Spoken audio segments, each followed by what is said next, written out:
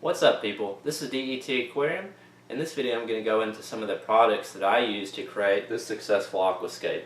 Now some of them you may already know the basics too, but I'm going to try to go over some of the basics and the details to kind of elaborate on some of the questions and private messages that I received. Let's get into it. Adabacter 100 is the first product that I'm going to review in this series. Adabacter 100 is what I used when setting up the aquarium. All I did was simply sprinkle it on the bottom of the aquarium prior to adding substrate. Now, what Adabacter 100 really does, it contains more than 100 kinds of effective microorganisms in a dormant stage until you add your water. The effective microorganisms degrade organic substances into trace elements that our aquatic plants can then use and absorb. They also prey on harmful germs and disease germs, and this Bacter 100 also suppresses the algae growth by stabilizing the ecosystem by improving the water quality. Now, these are just a couple of reasons that you should definitely give this product a try. It's simple to use. Let's get on to the next. After adding the Bacter 100, the next step for me was to add substrate, and I chose ADA Aqua Soil Amazonia. Now, this substrate is ideal for growing aquatic plants. It creates a mildly acidic water condition that they actually prefer. Now, with that being said, this substrate is rich in nutrients and it's going to help your plant's roots develop. That's most important, as we know that that's where most of the plants that we grow get their nutrients from, is the roots. Here's ADA Amazonia, just in a little cup, just to kind of give you an idea of the granule size.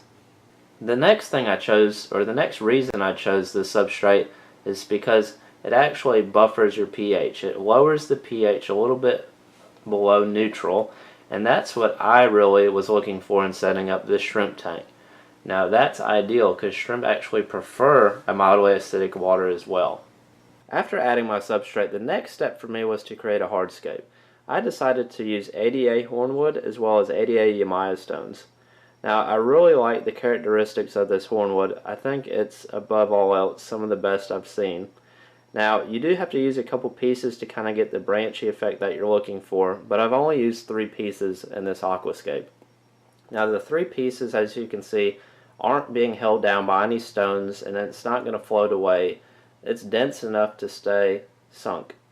Now, that's one big feature I really liked about it. The second is it's not releasing a lot of tannins. Now, some driftwood out there, if it's really thick or really dense, it's going to release quite a bit of tannins for quite some time.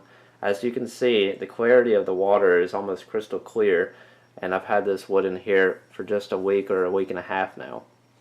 I use the Yamaya stones because of their bluish grayish texture. I think it contrasts the substrate really well, and these stones come from Japan, so it's something that you're not going to see every single day out there. It's something unique and different, which I really appeal to. That's it for this product review. This is going to be a 2-part series. The next part, I'm going to go into more detail regarding the aquarium that I used, the lighting, and a few other pieces that were essential in creating this aquascape. Now, you can find all these products at www.adana-usa.com. Now, this is the exclusive place that I know that you can purchase the hornwood and Yamaya stones. So be sure to check them out. I appreciate you guys watching, and stay tuned for the next product review.